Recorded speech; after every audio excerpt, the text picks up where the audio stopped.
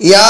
ایھا الذین آمنوا استعینوا بالصبر والصلاۃ، فرمایا اے ایمان والو استعینوا بالصبر والصلاۃ، اللہ رب العالمین سے مدد طلب کرو صبر کے ساتھ اور نماز کے ساتھ۔ یعنی اگر تمہیں کوئی پریشانی آ جائے، تمہیں کوئی مصیبت آ جائے، تمہیں کسی چیز کی ضرورت پڑ جائے، تمہارے اوپر کوئی پریشانی اور مصائب کے پہاڑ ٹوٹ پڑے، استعینوا، ایمان والوں کو فرمایا اے ایمان والو استعینوا، مدد طلب کرو اللہ سے، بالصبر والصلاۃ، پہلے نمبر پر تم صبر کر لو، جو مصیبت آئی ہے، کوئی تکلیف آئی ہے، کوئی ضرورت پیش آئی ہے، اللہ رب العالمین کی طرف تم صبر کر لو، اور صبر کرنے کے بعد جو تم دوسرا کام کرو والصلاۃ، نماز کی طرف متوجہ ہو جاؤ۔ امام الانبیاء رحمت دو عالم صلی اللہ علیہ وسلم فرمایا جب بھی کوئی وقت آتا، جب بھی گھر کے اندر کوئی پریشانی آتی، جب بھی رزق کی کوئی تنگی کی پریشانی آتی، کوئی اور بھی معاملہ پیش آتا، تو امام الانبیاء رحمت دو عالم صلی اللہ علیہ وسلم نماز کا حکم فرماتے۔ قرآن مجید کی ایک دوسری آیت کے اندر ہے، فرمایا وَأَمُرْ أَهْلَكَ بِالصَّلَاةِ وَاصْطَبِرْ عَلَيْهَا لَا نَسْأَلُكَ رِزْقًا نَحْنُ نَرْزُقُكَ، فرمایا وَأَمُرْ أَهْلَكَ بِالصَّلَاةِ، فرمایا اپنے اہل و عیال کو نماز کا حکم کیجئے۔ لا نسألك رزقا، ہم آپ سے رزق نہیں کموانا چاہتے، ہمیں دنیا کا کوئی وہ نہیں ہے، دنیا کی کوئی ضرورت نہیں ہے۔ وَأَمُرْ أَهْلَكَ بِالصَّلَاةِ، اپنے گھر والوں کو نماز کا حکم کیجئے۔ جب گھر والے نماز کے ذریعے سے اللہ سے مانگنا سیکھ لیں گے، نماز کے ذریعے سے اللہ سے اپنی تواضع اور عاجزی انکساری کے ساتھ اللہ رب العالمین کے حضور سجدے میں جا کر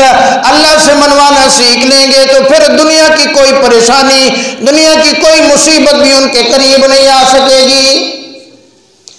حضرت سیدہ ام کلثوم رضی اللہ تعالیٰ عنہ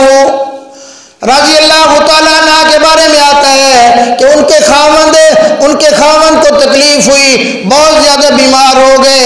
اتنے بیمار ہوئے کہ اب ان کے بچنے کی کوئی امید نہیں تھی، آخری وقت تھا یوں سمجھ لو۔ فرمایا انہوں نے فوراً وضو کیا، فوراً وضو کرنے کے بعد 2 رکعت نماز نفل پڑھ کر سجدے میں جا کر اللہ رب العالمین سے گڑ گڑا کر روئی۔ جیسے ہی وہ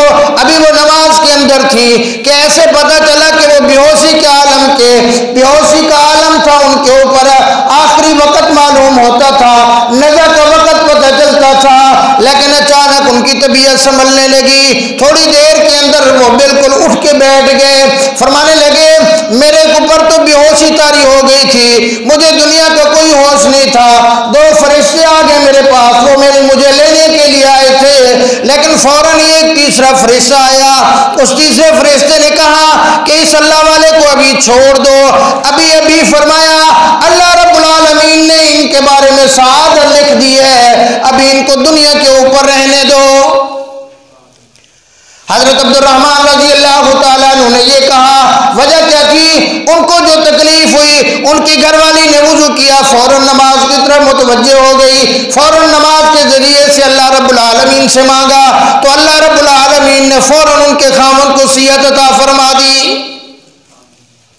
آج ہمیں بھی اپنے گھروں کے اندر محنت کرنی چاہیے، آج ہمیں بھی اپنے بچوں کو ایسی نماز سکھانی چاہیے، آج ہمیں بھی اپنے گھر والوں کو ایسی نماز سکھانی چاہیے، ایسی بات بتانی چاہیے کہ جب بھی کوئی تکلیف آ جائے، جب بھی کوئی مصیبت آ جائے، جب بھی تم کسی مصیبت کے پہاڑ کے نیچے آ جاؤ، فرمایا فوراً وضو کرو، خشوع اور خضوع کے ساتھ اللہ رب العالمین کے دربار کے اندر آ کر 2 رکعت نماز نفل صلاۃ الحاجت پڑھ لو، اور تمہیں یقین ہو کہ میں جو یہ نماز پڑھ رہا ہوں، میں جو یہ نماز پڑھ رہی ہوں، اللہ رب العالمین میری اس صلاۃ الحاجت کی وجہ سے میری اس تکلیف